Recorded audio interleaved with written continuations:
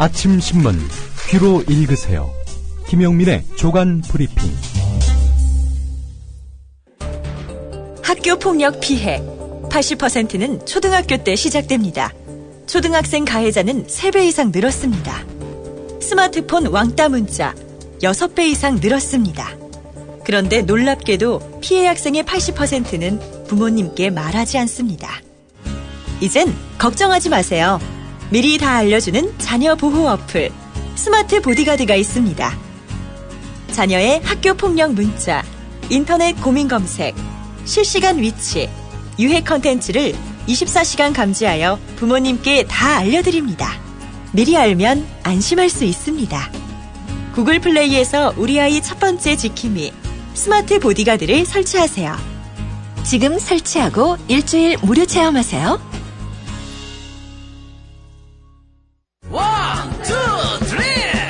안녕하세요.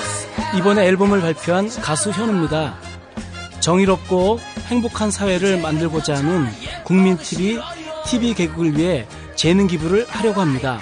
재능 기부 방법은 저의 앨범을 통한 다음과 네이버 등 포탈 또는 음악을 다운받을 수 있는 음악 전문 사이트에 온라인 다운로드 관련 모든 수익을 전액 기부하려고 합니다.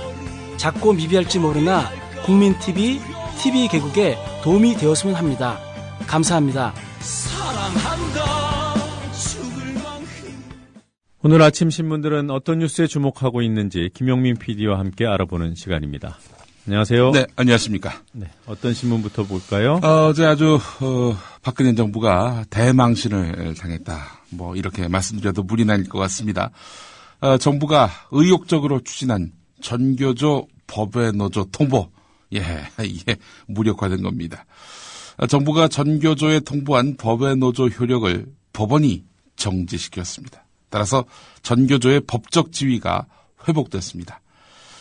재판부는 본안 소송에서도 전교조가 법외노조인지 아닌지를 다툴 여지가 있다, 이렇게 판단했습니다. 국내외 노동단체의 우려와 반발 속에서 정부가 일방적으로 밀어붙인 전교조 법외노조화 구상, 이거 제동이 걸린 겁니다. 네. 법원의 결정으로 지난달 24일 고용노동부가 전교조의 노조 아님 통보를 한 다음 교육부가 내렸던 후속 조치도 전면 중단됐습니다. 일부 시도교육청들이 이 단체 교섭과 단체 협약을 해지했던 조치, 이거 원위치가 됐습니다. 교육부가 불응할 때 징계를 예고해서 갈등이 높아졌던 노조 전임자의 학교 복귀 명령도 유보됐습니다. 전국적으로 52억 원에 이르는 전교조 사무실 임대료 지원 중단과 각종 위원회에서 전교조 추천 인사를 배제하도록 한 것도 힘을 잃었습니다. 당장 법의 노조화를 밀어붙인 노동부와 교육당국은 역풍이 불가피해졌습니다. 법을 위반한 노조는 설 땅이 없다며 법외 노조 통보를 강행했던 정부의 논리는 이번 법원의 효력정지 결정으로 입지가 좁아지고 궁색해진 것입니다. 외려 국정원 선거 개입 파동 후 커져가는 공안몰이의 희생양으로 전교조를 올가매려 한다는 노동계의 목소리에 더 힘이 실리게 됐습니다. 일단 전교조는 1심 판결 때까지 적어도 2개월에서 3개월, 길게는 6개월까지 법적, 정치적 대응을 모색할 시간을 갖게 됐습니다. 네, 일단 뭐 시간은 번 것 같고요. 예. 자, 그랬더니 검찰이 아주 뭐 기다렸다는 듯이 어제 또 전교조를 상대로도 수사에 착수했다. 지난해 대선에서 불법 선거운동을 벌인 혐의로 전공로의 인터넷 홈페이지 서버를 압수수색한 데 이어서 전교조에 대해서도 수사에 착수한 겁니다. 예. 전교조 측은 근거 없는 허위 비방이라면서 반발하고 있는데요. 시민단체들은 검찰이 국정원 등의 대선 개입 문제를 덮기 위한 물타기 수사를 벌이고 있다, 이렇게 비판을 했습니다. 이 보수단체가 지난 6일에 전교조가 대선을 앞두고 SNS상에 특정 대선 후보를 지지하는 글을 올려서 공직선거법과 공무원법을 위반했다면서 고발한 것이 실마리가 됐는데, 전교조 관계자는 내부적으로 검토한 결과 페이스북 같은 SNS의 특정 후보를 지지하는 글을 올린 사실이 없다, 혹시 찾지 못했다 하더라도 개인이나 외부인들이 개별적으로 소통하는 구조지 조직적 소통 구조가 아니다. 근거 없는 허위 비방에 대해서 법적 대응을 할 계획이다. 네. 이렇게 밝혔습니다. 박주민 민주사회를 위한 변호사 모임의 그 사무처장도요.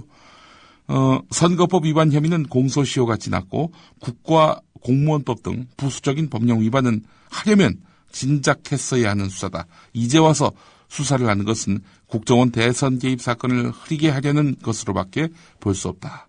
이렇게 말을 했고요. 국가기관이 조직적으로 선거에 개입한 것과 공무원이지만 개인이 의견을 표출한 것은 비교할 수 없는 사건임에도 검찰은 같은 수준으로 취급하고 있습니다. 검찰이 왜 같은 수준으로 취급하겠습니까? 우리 각하의 한 말씀 때문 아니겠습니까? 예. 네. 이게 조금 전에 이 기사 소개해 주시기 전에요. 예. 그 법원의 가처분 결정이 나오자마자 기다렸다는 듯이 검찰이 공무원 노조에 예. 이어서 전교조 수사 밝혔다 이렇게 말씀하셨잖아요. 네. 제가 그래서 시점을 찾아보니까 네. 이 가처분 결정은 어제 오전에 나왔고요. 예. 검찰의 전교조 수사 발표는 예. 밝힌 시점은 오후 2시경입니다. 진짜 기다렸다는 듯이 네. 그러니까 좀 불리한 기사가 나오니까 예. 갖고 있던 카드를 터뜨렸다라는 그런 합리적인 의심을 하기에 예. 그런 충분한 상황이 아닌가 이렇게 보이네요. 어떻게 같은 날. 예? 야, 참.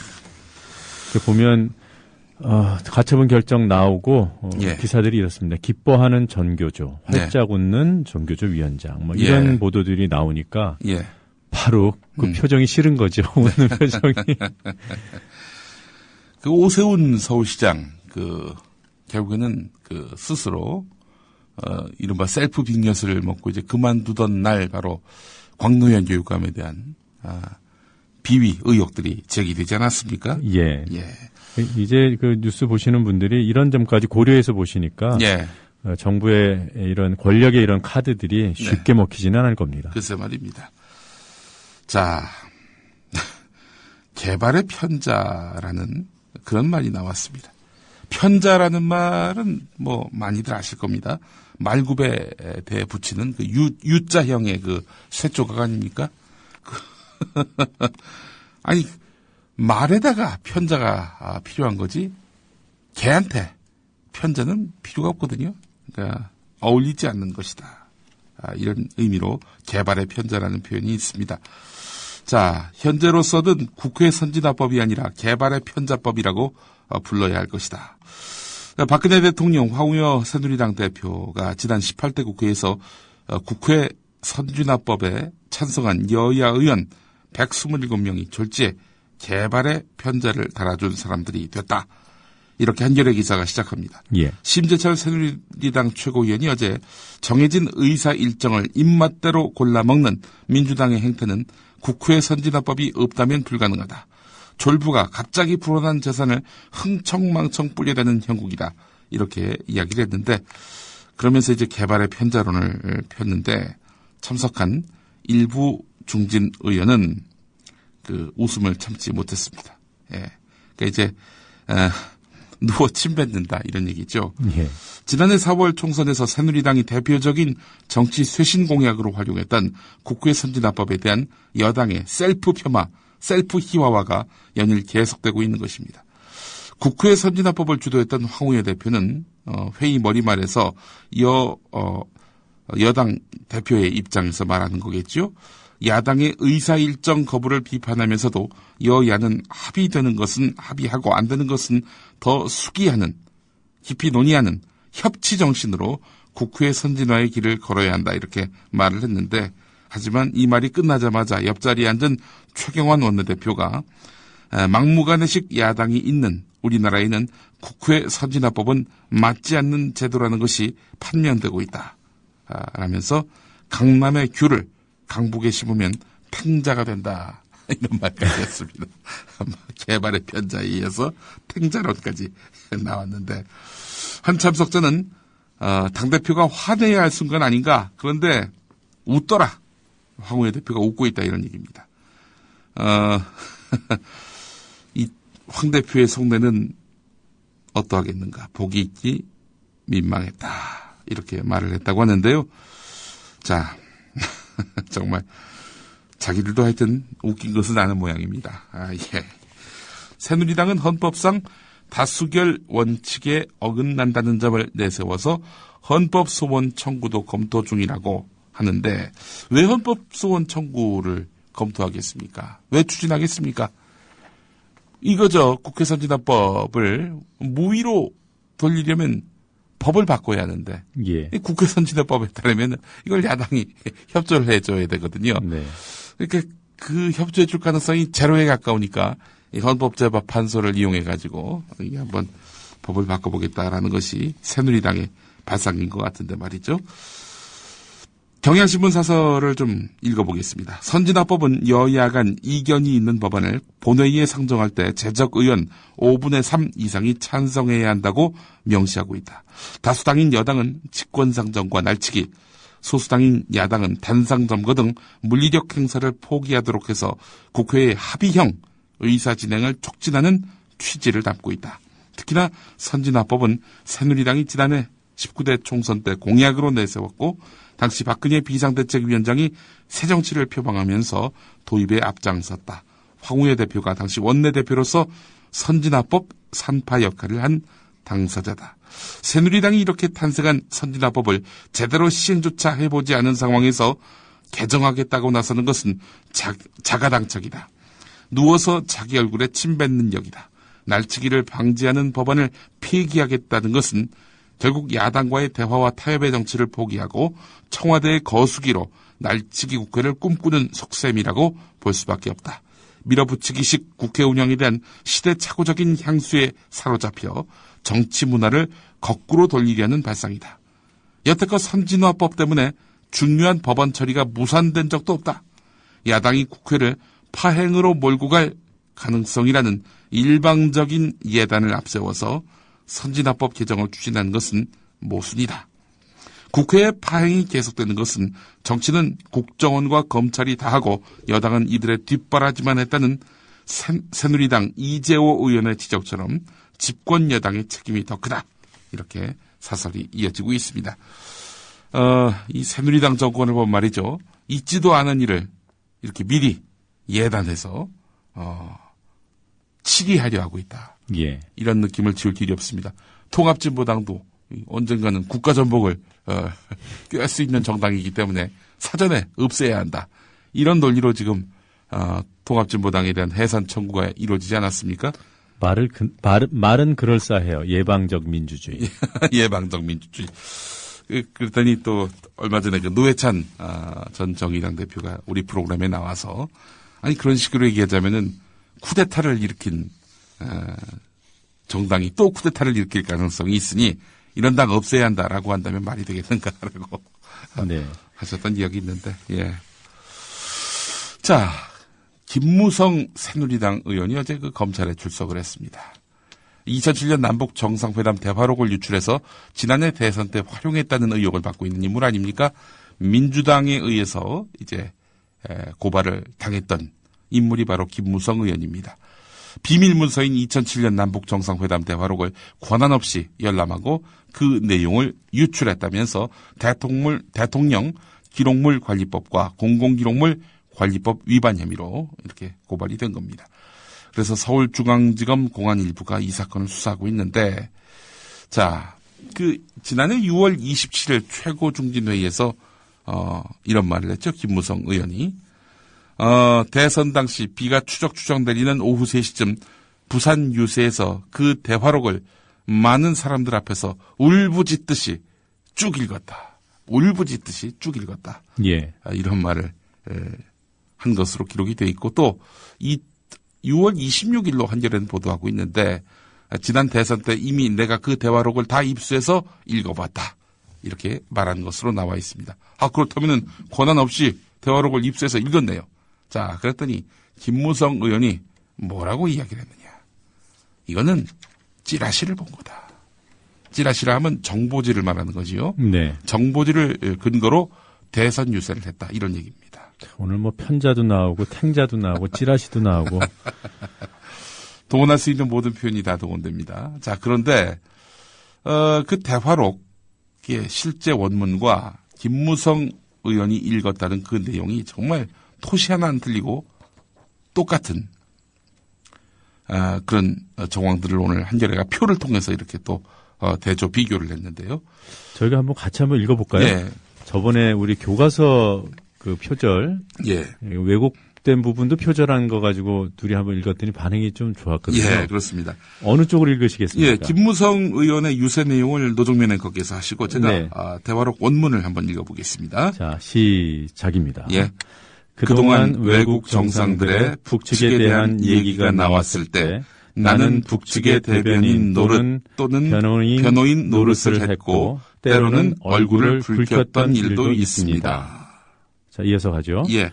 남측에서도 군부가 뭘 자꾸 안 하려고 해서 이번에 군부가 개편이 돼서 사고방식이 달라지고 평화협력에 대해 전향적인 태도를 가지고 있습니다만 남측에서 이번에 가서 핵 문제를 확실하게 이야기하고 와라는 주문이 많았지요. 그런데 그것은 제대로 가서 되도록이면 가서 판을 깨고 오라는 판 깨지기를 바라는 사람들의 주장 아니겠습니까? 얘기가 아니겠습니까? 예. 이렇게 되네요. 여기는 마지막으로 예. 분명히 얘기하는데 방코 델타 아시아 BDA 문제는 미국의 잘못한 것인데 북측을 보고 손가락질하고 북측 보고 풀어라 하는데 이런 거 부당하다는 거 다 알고 있습니다. 이걸 찌라시에서 봤다고요? 이 찌라시, 아이고, 그럼 찌라시는 것도 어디서 그걸 입수했을까요? 혹시 월간지, 종편 평론가들의 말에서 찌라시가 나온 것일까요? 최근 찌라시 관련 보도 내용 기억나시는 거 있습니까? 이른바 전혀... 황수경 파경설. 아. 그거 찌라시 올린 기자 구속됐죠? 네, 그렇습니다. 그때 검찰이 뭐라고 했냐면, 예. 앞으로는 구속수사하겠다. 아, 찌라시에. 만든 사람, 유포한 사람. 네. 김무성 의원은 유포한 사람이에요. 그렇습니다. 그럼 대표적으로. 최소한 유포한 사람이죠. 대표적으로 네. 이분부터 우선 처벌을 해야 되겠네요. 그러니까. 네. 중앙일보의 기자 칼럼을 보면요. 제목이 이렇습니다. 네. 찌라시의 인격살인 더 이상은 안 된다. 네. 찌라시를 울부짖듯 쭉 읽으셨군요. 이분이. 네. 조정린 씨, 연예인 조정린 씨가 찌라시 얘기했다가 황수경 씨한테 네. 고소당했잖아요. 조정린 씨는 지금 TV조선 기자입니다. 아, 네. 기자인가요? 기자가 됐습니다. 네, 그렇군요. 자, 한겨레 일면으로 가보겠습니다. 어제도 이 시간에 그 국민일보 기사 맨 처음에 소개를 해드렸는데 감찰위원회에서 참 수상한 일들이 많이 발생했습니다. 지난 8일에 열렸던 대검찰청 감찰위원회에 참석했던 한 인사, 민간 위원이겠죠. 이분이 한겨레와 통화를 했는데 대검 감찰본부가 그러니까 검사들이 조영곤 지검장과 이진한 서울중앙지검 2차장에 대한 징계 의견을 무혐의라고 적시해서 깜짝 놀랐다. 아니 무혐의라는 결론은 자기들이 내려야 되는데 예. 검사들이 무혐의 이렇게 적어갖고 왔다는 겁니다. 이거대로 하라 이런 얘기죠. 이분도 역시 사실상 이것이 가이드라인이 됐다. 이 때문에 조영곤, 이진한 이 두 사람의 징계 여부에 대해서는 깊이 토론이 이루어지지 못했다. 예. 이렇게 밝혔다는 겁니다. 반면에 윤석열 전 수사팀장, 여주지청장이죠. 윤석열 지청장과 박형철 서울중앙지검 공공형사부장, 이 박형철 부장 같은 경우 수사팀 부팀장이었죠. 예, 윤석열, 박형철 이 두 사람에 대한 징계 의견은 공난 상태였다. 비어있는 상태였다. 이분은 또 이렇게 얘기를 했습니다. 어제 국회 법사위 김진태 검찰총장 후보자에 대한 인사청문회에서도 이런 의혹이 제기됐는데요. 박영선 의원은요. 대검 감찰본부가 조영곤 지검장과 이진한 2차장에 대해서는 비위사실 혐의 없음이라고 쓴 종이를 감찰위원회 위원들에게 회의 시작 전에 이미 다 나눠준 걸로 알고 있다. 윤석열 지청장과 박형철 부장에 대해서는 공란으로 비워놓았다. 위원들끼리 갑론을박하다가 결론이 나지 않으니까 대검 쪽에서 그러면 저희가 알아서 하겠습니다 하고 회의를 서둘러서 마친 걸로 알고 있다. 이렇게 말을 했는데 대검 쪽에서는 규정에 따라서 의견을 개진한 것이다. 뭐 이렇게 반박했다고 하는데 말이죠. 이와 관련해서 손봉호 그 감찰위원회 위원장은요. 예. 손봉호 서울대 명예교수요. 예. JTBC 인터뷰에서 이 한겨레 기사와는 좀 다른 말씀을 하셨어요. 예. 조용건 지검장에 대해서도 예. 공난이었다. 그래서 지금 증언들이 좀 엇갈리고 있습니다. 예. 기억들이 흐려진 건지 예. 이 사실관계가 이런 부분도 엇갈리고 있어서 사실 조금 좀 혼란스러우실 것 같아요. 우리 예. 청취자분들, 또 신문 방송 보신 분들. 예. 노컷뉴스 보도는 또 이랬습니다. 이 징계를 놓고 팽팽하게 맞섰다고 하네요. 보니까 그러니까 네. 이제 윤석열 지청장에 대해서 징계하자 3, 징계는 안 된다 3, 3대 3이었다는 거예요. 자, 그랬더니 이 손봉호 위원장이 그러면은 경징계로 가자. 이게 중재안을 내놓았는데 대검 감찰부장이 지금 결정하지 마시고 나중에 하시라. 이래 놓고는 자기들 마음대로 그렇게 발표를 해버렸다는 거죠. 중징계로 말이죠. 그 부분도 손봉호 위원장 그 인터뷰 내용을 직접 들어보니까 예. 3대 3은 아니었던 것 같다. 예. 의견이 팽팽하게 맞선 것은 맞다. 그래서 예. 결론을 못 내렸다. 이렇게 말하면서도 예. 뭐 이건 이제 제 얘기가 아니라 손봉호 위원장의 예. 직접 증언인데 예. 이분은 중징계 의견이 다소 많았던 것은 사실이다 이렇게 얘기를 하더군요. 예. 그런데 뭐 감찰위원회에서 통상 그 논의를 거쳐서 의견을 내는데 핵심은 의견을 못 냈다. 그만큼 팽팽하게 갈렸다. 뭐 이런 얘기를 하더군요. 예. 무엇이 진실인지 참 궁금해집니다. 어쨌든 이 대검 감찰위원회에서의 결론과 대검의 결론 사이에 이격이 있는 것은 또 분명해 보입니다. 예. 자, 김진태 검찰총장 후보자 인사청문회가 있었는데 삼성으로부터 떡값을 받은 관리대상 검사였다는 주장이 나왔습니다. 그렇지 않아도 김진태 후보자의 장남이 지금 삼성전자에 들어가 있지 않습니까? 그 입사하기 전에 한번 떨어졌던 사람이더군요. 그렇습니까? 예. 떨어지지 넉 달 만에 입사를 했더군요. 그럴 수가 있나요? 그러니까 말입니다. 예. 자, 이 법사위에서 김진태 후보자에 대한 인사청문회에서 신경민 민주당 의원이요.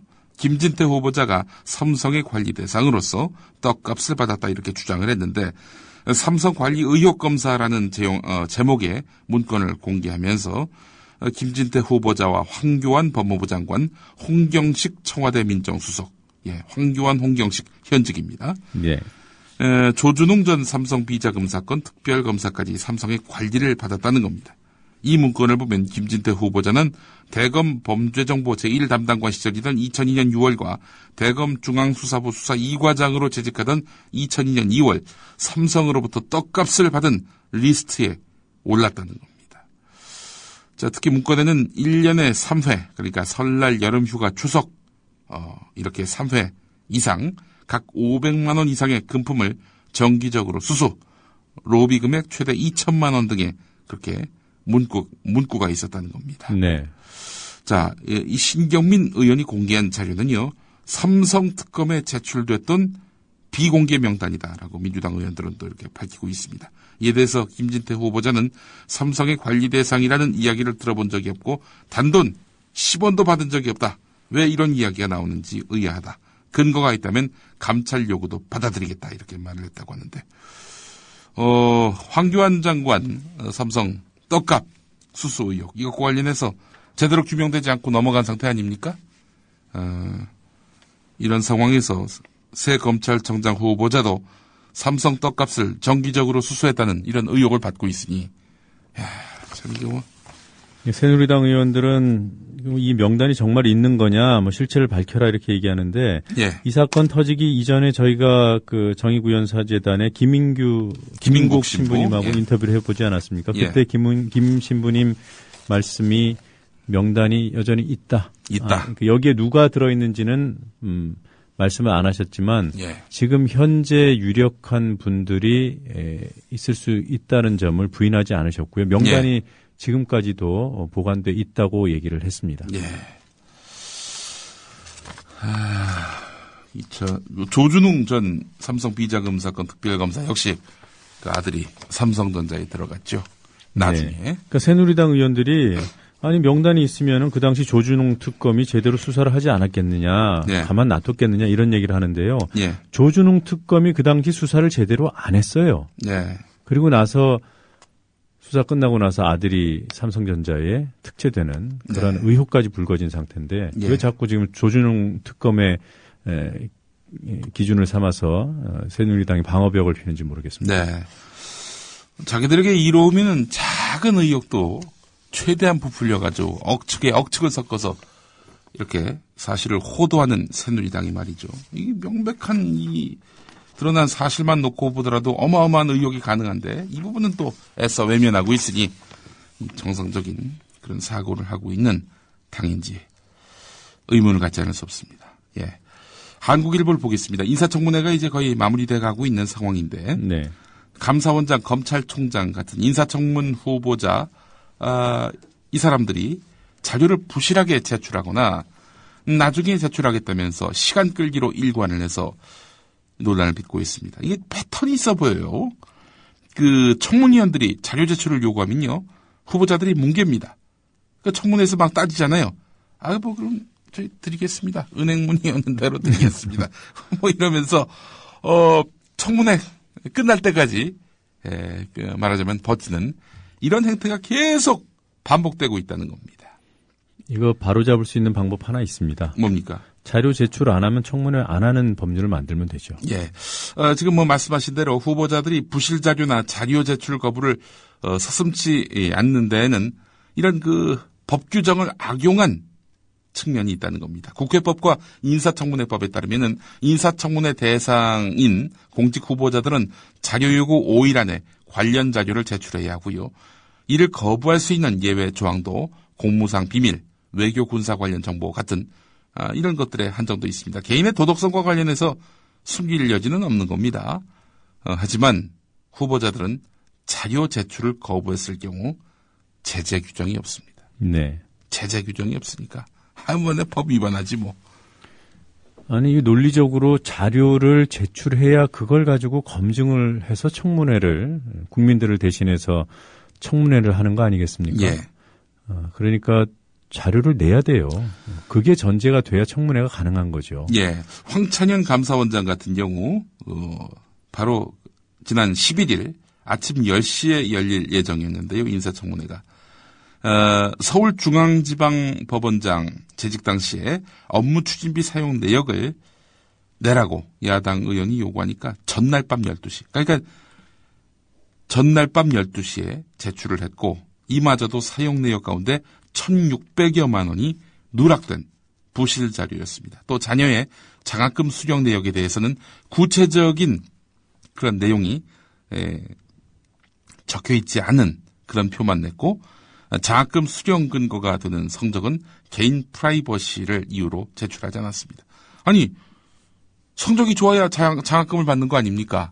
근데 성적은 개인의 비밀이니 이건 낼 수 없습니다. 그럼 장학금을 수령할 자격이 있는지 없는지 검증이 안 되잖아요. 이게 좋은 성적이면 예. 물론 성적은 다 프라이버시 영역 안에 들어갈 수 있다고 볼 수도 있죠. 예. 근데 좋은 성적 좀 알려달라는 거 아니에요? 그렇습니다. 낙제점 알려달라고 그런 것도 아니고. 또 그제와 어제 열렸던 문영표 보건복지부 장관 후보자와 김진태 검찰총장 후보자의 청문회에서도 같은 장면이 연출됐는데 문영표 후보자는 KDI에 재직할 당시 사용했던 법인카드 사용 내역, 또 서울 송파구의 아파트 매매 계약서 사본, 그리고 당일에 이루어졌던 전세 계약서를 제출하지 않았고요. 김진태 검찰총장 후보자도 아들의 병역 면제 경위를 밝히기 위한 병적 기록부 요청에 대해서 사생활 보호를 이유로 제출하지 않았습니다. 인사청문회 뭐하러 하는지 모르겠습니다. 네. 아니면 감사원장, 검찰총장 이런 뭔가 이렇게 조사하고 수사해야 되는 관의 책임자가 되실 분들이 네. 자료를 안 내는 그런 조사 대상, 수사 대상자를 어떻게 볼까요? 네. 이 힘이 안 실리겠죠. 예를 들어서 감사원장, 검찰총장, 휘하에 있는 사람들이 뭘 조사를 할 때 상대방이 자료를 잘 안 내면은 아이고, 총장님, 원장님도 그러셨으면서 왜 우리한테 그래요? 뭐 이렇게 나오면 뭐라고 얘기할 겁니까? 한국일보 16면 기사 제목만 읽어드리겠습니다. 대형 금융지주사, CEO들, 연봉이 정말 대단합니다. 메리츠의 조정호 회장 같은 경우, 이게 1년도 아니고, 한 달도 아니고, 하루에 2,440만 원이라고 하니, 이게 도대체, 지난해 총 136억을 챙겼다고 합니다. 한 달에 10억 이상씩 벌어 가시는 셈이 되네요. 이런 돈으로 도대체 뭐 하시는지 모르겠어요. 대형 금융지주사, CEO들, 연봉을 따져보니까 평균이 21억이라는 겁니다. 일반 직원의 20에서 26배 정도 되고요. 실적이 좋으면 그럴 수 있다고도 볼 수 있겠지만, 실적이 나빠도 이런 돈잔치가 계속 이어지고 있다고 하는데, 오늘 여기까지 하겠습니다. 힘 빠지는 소식을 마지막에 분노를 일으키고 힘을 빼고 뭐 하자는 겁니까? 영혼의 탈곡을 하는 평론을 하고 있습니다. 네, 잘 들었습니다. 고맙습니다. 정치권은 국회 선진화법으로 다시 들썩이고 있습니다. 새누리당은 국회 선진화법이 정당한지 헌법재판소에 묻기로 했습니다. 위헌 소송의 근거는 국회는 특별한 규정이 없는 한 재적의원 과반 출석의원 과반 찬성으로 의결한다고 적은 헌법 제49조를 들었습니다. 우선 국회 선진화법, 새누리당에게는 무엇이 골칫거리인지 알아보면 선진화법은 과반에 미달하는 정당도 상임위 단계부터 법안 처리를 막을 수 있도록 해 사실상 헌법 49조의 테두리를 벗어났다는 겁니다. 헌법 제49조에 반하는 다수결의 원칙에 반하는 국회 선진화법의 문제점을 검토하고 개선 방안을 마련하기 위하여 국회법 정상화 TF팀을 준비 중에 있다라는 보고의 말씀. 소수 정당이 국회 모든 것을 좌지우지한다면 이는 대의민주주의를 왜곡하고 헌법이 보장하는 다수결의 원칙이라는 민주적 기본 질서를 위배하는 것입니다. 윤상현 원내수석부대표, 최경환 원내대표의 말. 이 말을 바로 옆에서 들었을 황우여 당대표. 어떤 심정일까? 황우여 대표는 국회 선진화법을 만들자고 주장한 사람. 그가 그 법을 통과시켜달라고 호소할 당시 국회 연설을 들어보자. 때는 2011년. 저는 진심으로 야당을 소중한 동반자라고 생각하고 있습니다. 여당이 노력해도 보지 못하는 그늘이 있기 마련입니다. 역지사지의 마음으로 야당의 의견을 존중하면서 대화와 타협의 상생 정치를 꼭 실천하겠습니다. 폭력국회, 식물국회의 오명을 벗고 품위를 지키며 일하는 국회가 진정 국민이 원하는 대한민국 국회의 모습입니다. 다수 여당의 일방적인 강행 처리도 소수 야당의 물리적인 저지도 근절할 수 있는 합리적 방안을 담고 있습니다. 이번 6월 국회에서 국회법 개정안이 꼭 처리될 수 있도록 여야 의원 여러분의 협조를 간곡히 부탁드리겠습니다. 시간은 좀 걸렸으나 이듬해 국회 선진화법은 통과되는데 선진화법안 투표는 의원 192명이 참가해 찬성 127명으로 가결됐습니다. 상정 때문에 싸울 이유가 없어집니다. 아마 몸싸움, 고함 지르고 하는 것에 절반 이상을 상정 때문에 싸웠는데 그거 없어집니다. 방금 들으신 발언의 주인공은 남경필 새누리당 의원. 하지만 반대 48명, 기권 17명으로 반대 의견도 적지 않았습니다. 누가 반대했을까? 새누리당의 또 다른 의원들? 아니다. 당시 통합진보당 강기갑 의원. 양교섭 단체가 합의하고 처리하면은 소수 의견들은 이제 의사 진행 과정에서 아무런 역할을 할 수가 없도록 만들어놨습니다. 한편 새누리당이 국회 선진화법을 통과시키는 데 있어서 결정적 역할을 한 분은 따로 있었으니 그는 바로 새누리당 박근혜 비상대책위원장이 반드시 처리돼야 한다는 입장을 밝힌 게 법안 통과에 길을 열어줬습니다. 국회 선진화법을 성공적으로 처리하면서 정치적 입지를 다진 새누리당 황우여 원내대표가 당대표 출마를 공식 선언했습니다. 그리고 그는 새누리당 대표가 되는데 안녕하십니까. 정의당 원내대변인 김재남입니다. 새누리당이 대국민 약속을 헌신짝처럼 내던지려 하고 있습니다. 야당의 반대를 무력화하기 위해 이번에는 국회 선진화법을 폐기하겠다고 나섰습니다. 자신들의 필요에 따라 만든 법안이 이제 와서 걸림돌이 된다며 불과 1년 만에 없애겠다니 법안이 무슨 쉽게 쌓아 올렸다 금방 무너뜨려도 되는 어린아이들 장난감인 줄 아십니까? 새누리당은 법안 놀이를 중단하고 정치를 하시기 바랍니다.